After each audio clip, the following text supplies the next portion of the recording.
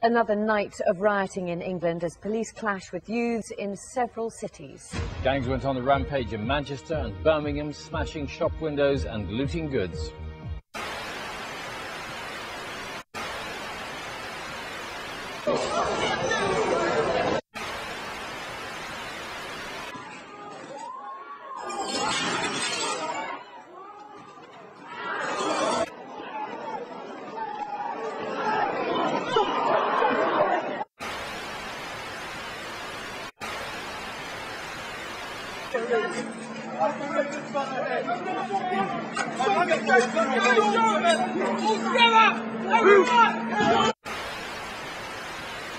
Petrol bombs were thrown, vehicles and buildings set on fire, and shops were looted.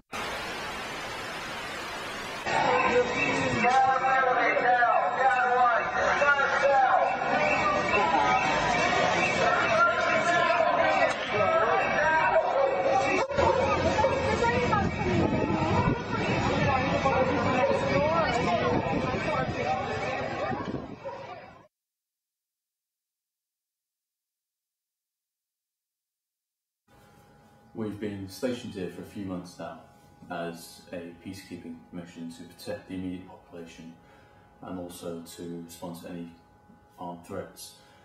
We're not replacing the police, more we're controlling the situation and they're assisting us. Their focus has shifted much more to containment issues and also stopping it early on.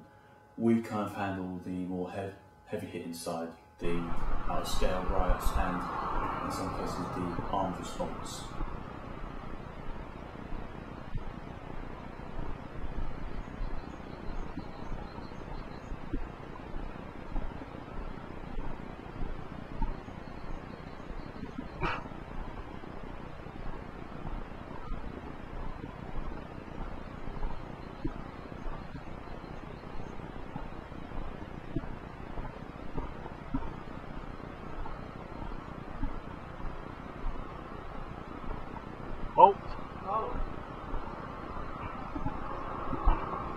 Tell Zaid that he wanted to do recce up front, nice and easy.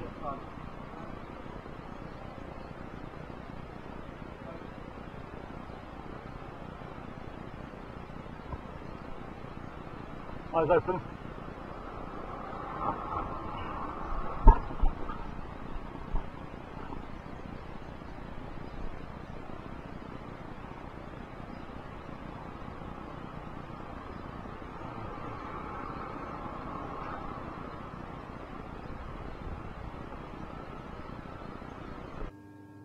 The problem is that we came in when the riots were in their second month, and since then the gangs have become a lot more organised. As such, our role now, with the limits on our troops because of their duties elsewhere, is mostly to patrol the streets in a public reassurance role.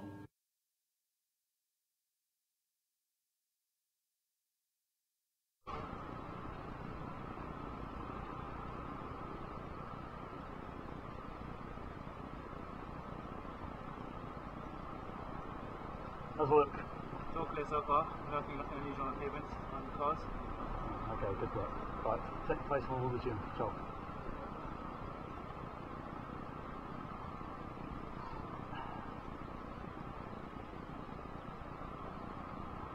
Right, resume.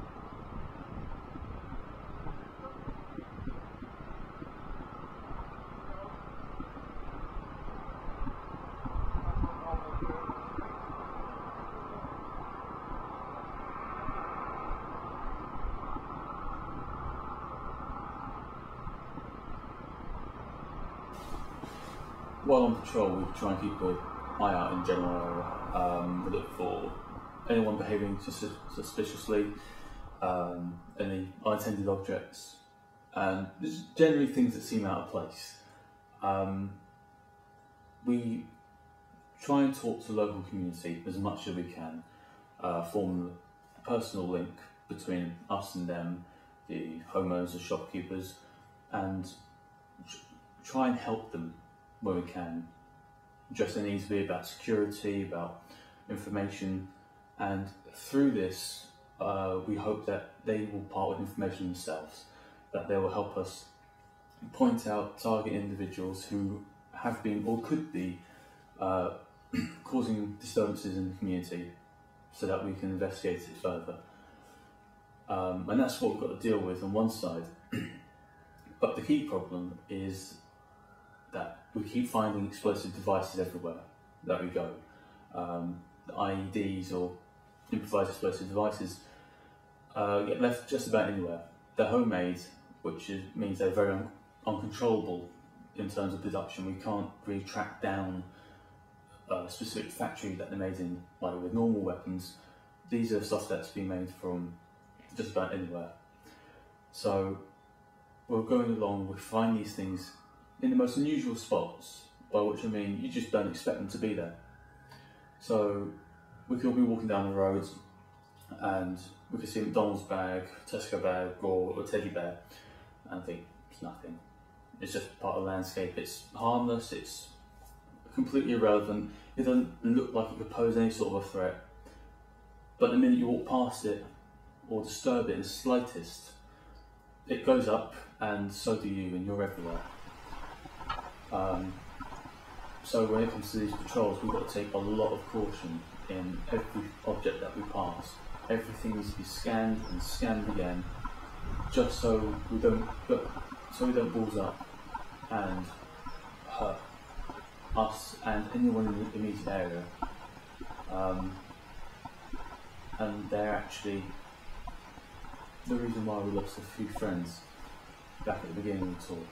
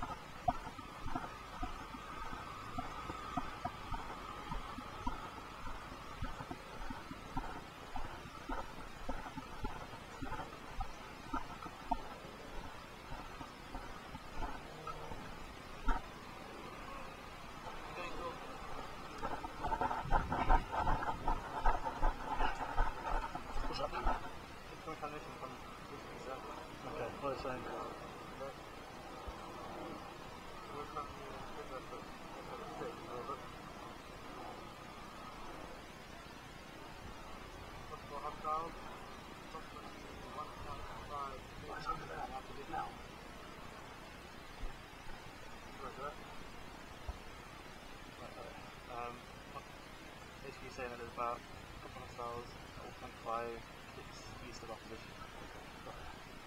Here's the map.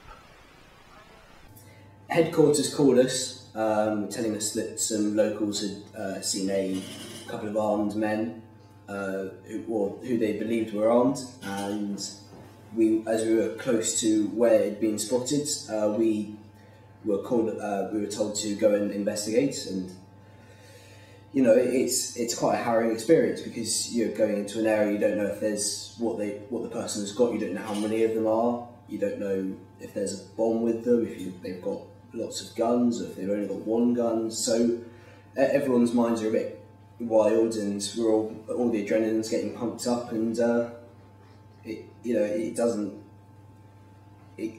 you find out what you're going to do when you get there, and that's the worst bit, with finding out. Right.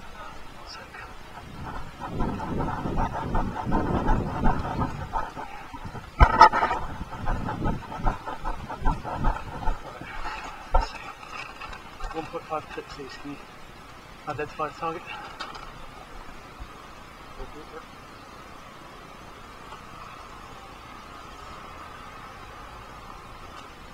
Okay, yeah, small industrial building. Along that road there, that one, perfect. Just to be some sort of school or something. Oh, that's it. That's the history. Yep. This is squad W1.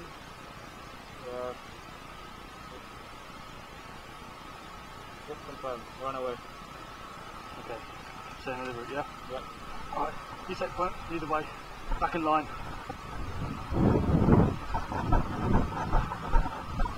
Yeah. There, get that. Cheers. Alright. Alright, we're good to go.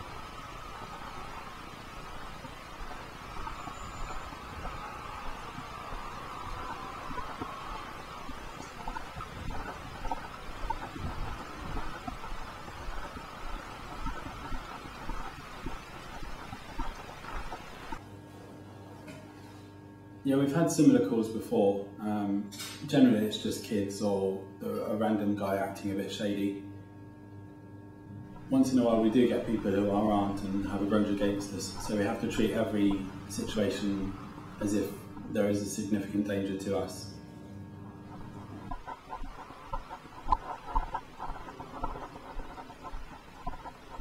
As soon as we got there, we could see that it was a large place, and that if people were armed, there were plenty of ways that they could get away from us from in there.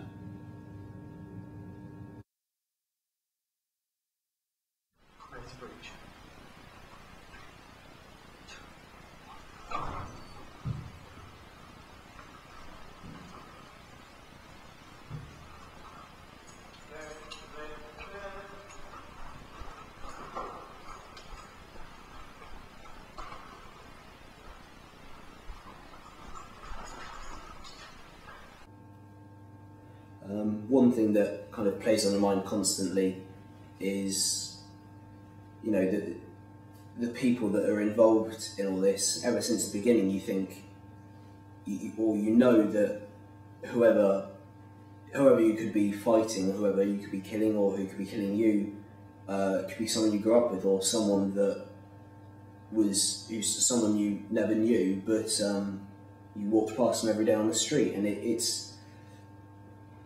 You know, we think they're the scum of the earth, they think we're the scum of the earth, but it's just a hard thing to deal with, because all they want is food and power and drink, and all we want to do is protect the people who've stayed inside the law. But we know at the end of the day they've got no cause, they have no belief. They just want to hurt, scare, kill and gather. They don't want to do anything else but that, and we're there to stop them. You know?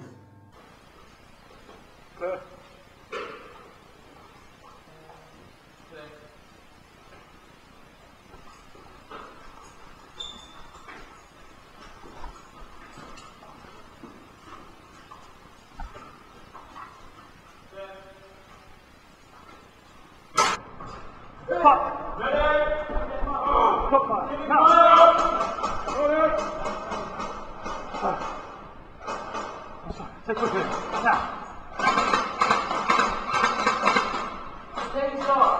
Finished off. Getting patched up. Right, getting patched up as best you can now. We'll get back to base later. Well done. Guys, we're moving up now. I'm up. I'm down. Clear. I'm up.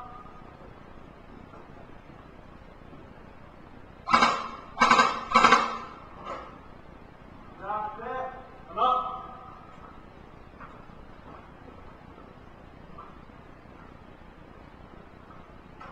Down. I'm up.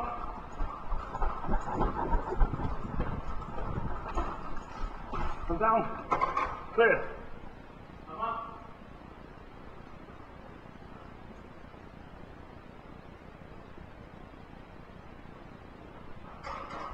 I'm down. Clear. I'm up.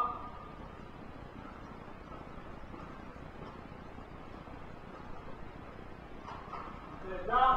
I'm up. I'm down. Clear. I'm up. Clear. I'm up.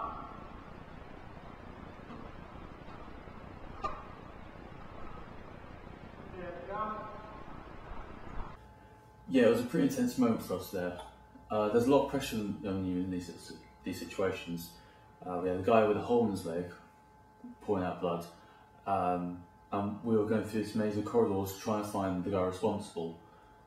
And he could pop out anywhere. He could have popped out through 100 doors and taken us by surprise. So we had to go through this steady pace. We needed to know exactly what we're getting ourselves into. We couldn't go chasing after him full pelt. We had to do this carefully.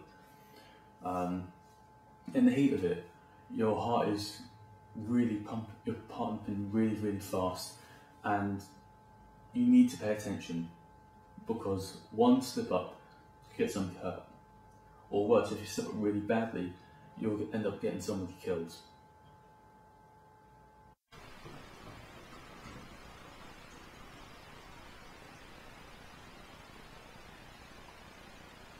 Come back here. Right, guys, reload.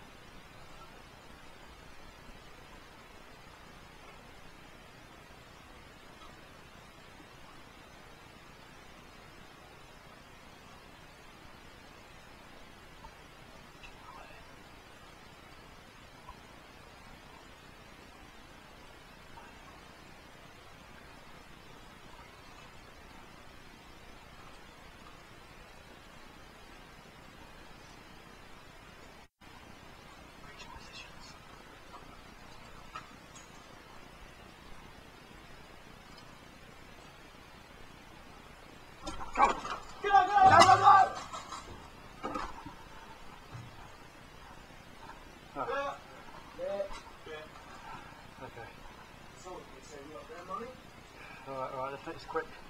Right, let's photograph the evidence. Let's be on our way. Right, there you go. There.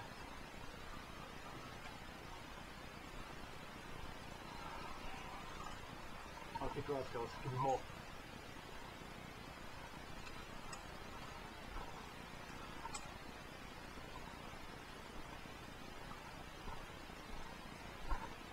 Right, got one over inside and we're done. Right, you keep your eyes down that way.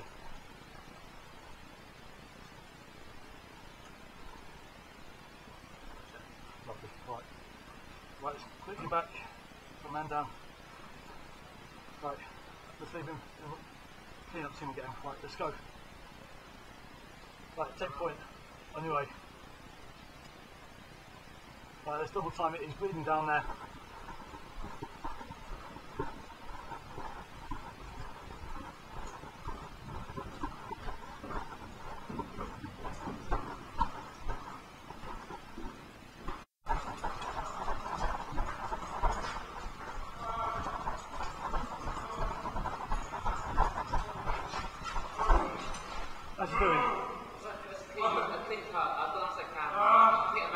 Okay, right, we'll get him back to base now. Let's move it. Right, you take his arm, you take his other arm.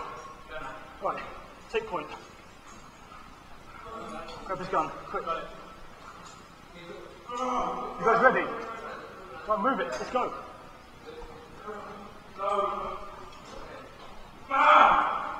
Come on, we're going to get you through it.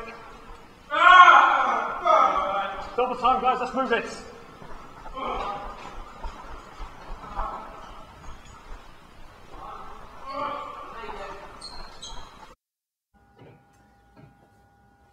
He was in a pretty bad way. I mean, the bullet went straight clean through his leg, clean shot, leaving a hole about the size of a 5p coin in his leg. I managed to treat it pretty well with tourniquet, which significantly reduced bleeding. It also brought some time to get him at the base. I mean, what with all the dust and dirt getting kicked up, it's like getting affected. I mean, tourniquet is good temporarily, but in the field, with a field kit, there's not much you can do for him. You have to get him back to make sure that it's properly treated. I mean, otherwise, what with infections and other stuff, it might have to get amputated at times. I mean, I've had to perform 3 amputations, but you can't stop and think about what you're doing. You have to make sure you do the job and you do it right. You can't think about effectively cutting someone's leg. I mean, if that gets to you, then all goes to hell.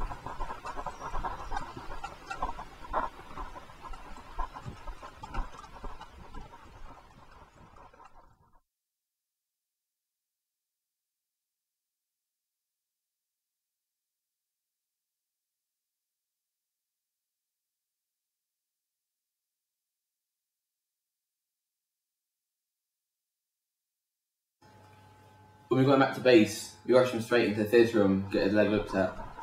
But the thing was, by the time we left the facility and got back to base, the leg gathered up a lot of dirt in the wound. So we were pressed to get there sterile as we could before we could actually operate on the wound. I mean, after an hour or so in theatre, we managed to get the wound cleaned up, stitched back together. He's not really walking for about 10 months at least. Thank God that's the worst of it. I mean, at several points, he was losing so much blood with applying another tourniquet and performing blood transfusion whilst looking at the wound. I mean, it's pretty tough to do. Overseas, when you're fighting, you know you're protecting your country, you know you're protecting your friends and family, and what you're doing out there is keeping them safe. With this, we are home, we're in our capital. And we're fighting people who live around the corner from us. It's unthinkable. You wouldn't ever expect this to happen in the capital. And I don't think there's a soldier out there patrolling the streets at the moment who doesn't feel the same. We've lost a lot of people so far in trying to get the streets to a degree where we can call them safe, and they're not.